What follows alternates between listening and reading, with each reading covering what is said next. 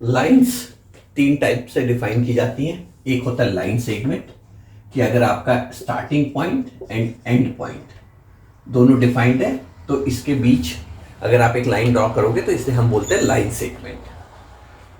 दूसरी होती है रेज, जिसमें कि आपका एक साइड का पॉइंट डिफाइन होता है। फॉर एग्जांपल लाइक सपोज खाली ए डिफाइंड है तो रेज जो है फिर दूसरे साइड पे वो इन्फिनिटी की ओर जाती है। और ये उल्टा भी हो सकता है, बी आपका डिफाइंड है और रे might go in this direction. तो इसको अगर हम रिप्रेजेंट करते हैं ये हम ए बी, और अगर ये दूसरे डायरेक्शन में तो ए बी। ओके, और सिमिलरली लाइन सेगमेंट के लिए we just say like this. Line जो होती है वो दोनों डायरेक्शंस में जाती हैं। अगर हम एज्यूम करें कि यहाँ पे ए है और यहाँ पे बी है तो we can also say A B and it is going in both directions. अब हम देखेंगे कुछ प्रॉपर्टी जब एक से ज्यादा लाइन इन्वॉल्व हो जाती हैं। तो जैसे हम बोलते हैं पहले पैरेलल लाइन। पैरेलल लाइन का मतलब होता है कि दो लाइन एक ही प्लेन में, दैट इज इंपॉर्टेंट। ये दो लाइन, अब अगर हम इस बोर्ड को एक प्लेन माने, प्लेन मतलब एक सरफेस, तो ये दोनों लाइन सेम प्लेन में होनी चाहिए। ऐसा नहीं कि ये लाइन इधर है और दूसरी लाइन जो है हम यहां से पॉइंट लेके और ऐसे ड्रॉ कर रहे हैं, तो that line is not in the same plane, क्योंकि ये इस प्लेन में है और ये वाली लाइन जो है इस प्लेन में है। तो पैरेलल लाइन की क्या डेफिनेशन होती है कि अगर दो लाइन जो दोनों सेम प्लेन में हैं बट वो आपस में कभी इंटरसेक्ट नहीं करती है।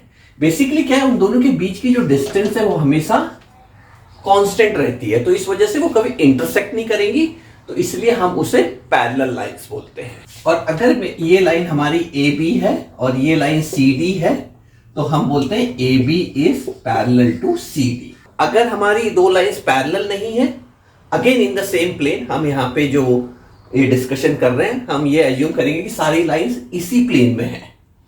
जो लाइंस दूसरे प्लेन्स में होती हैं when you will deal with them when you go in the higher classes. तो यहाँ पे क्या है, अगर आपकी लाइन इंटरसेक्ट करती है, again A B C D, तो this line is intersecting and you can say that this is the intersection point. दो लाइन केवल और केवल एक ही पॉइंट पे इंटरसेक्ट कर सकते, एक से ज्यादा पॉइंट पे नहीं। उसके बाद आते हैं हमारे कोलिनियर पॉइंट्स। इसका मतलब यह है कि लेट सपोज अगर मैं बोलूं दो पॉइंट, तो दो पॉइंट के बीच हम हमेशा एक सिंगल लाइन ड्रॉ कर सकते हैं। बट अगर मैं एक तीसरा पॉइंट ले आता हूं, तो सपोज ये लाइन मैंने ड्रॉ की, लेकिन अब ये पॉइंट इस लाइन पे नहीं आ सकता है। वो कब आ सकता है, अगर ये पॉइंट भी मेरा इसी लाइन पे होगा। तो अगर मेरे सारे पॉइंट्स एक ही लाइन में हैं तो उनको हम बोलते हैं कोलिनियर पॉइंट्स, और उससे जो लाइन जाएगी आपके और भी ज्यादा पॉइंट्स हो सकते हैं, तो उसको हम बोलेंगे कोलिनियर लाइन। फिर होते हैं कंकरेंट लाइंस, जो बहुत सिंपल है। आपका एक पॉइंट है, इस पॉइंट से जितनी लाइंस गुजर रही हैं वो सारी की सारी आपकी कंकरेंट लाइंस हो जाएंगी। तो ये सारी लाइंस जो कि एक कॉमन पॉइंट से गुजरती है। हम दो और कॉन्सेप्ट्स देखते हैं, perpendicular and perpendicular bisector. Again बहुत सिंपल है, आपकी एक लाइन है और इसको इंटरसेक्ट करने वाली दूसरी लाइन है, और वो इंटरसेक्शन एंगल अगर 90 डिग्री है तो हम बोलते हैं कि ये दोनों लाइन एक दूसरे के परपेंडिकुलर है। क्योंकि अगर ये 90 डिग्री पे इंटरसेक्ट कर रही है तो अगर हम इस लाइन को पकड़े तो ये लाइन भी इसको 90 डिग्री पे इंटरसेक्ट करेगी। And you can draw as many lines as you want, and as long as they are 90 degree, these are all perpendicular lines. Perpendicular bisector आता है अगर हम लाइन सेगमेंट्स की बात करते हैं। लाइन सेगमेंट्स क्या होते हैं, जिसके कि हमारे एंड पॉइंट्स डिफाइंड है। ओके, तो again it's a perpendicular line, so the angle will be 90 degree.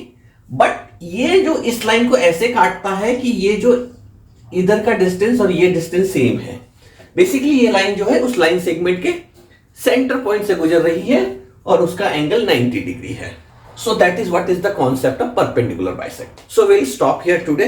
Hopefully आपको अब लाइंस को लेके काफी अंडरस्टैंडिंग आई होगी, उनके properties, different kind of lines. Do share and subscribe and we will continue the chapter on geometrical figures. और next में हम ट्राइंगल्स, क्वाड्रिलेटर्स, ऐसा करके एक एक कॉन्सेप्ट्स को लेते जाएंगे। Take care and bye.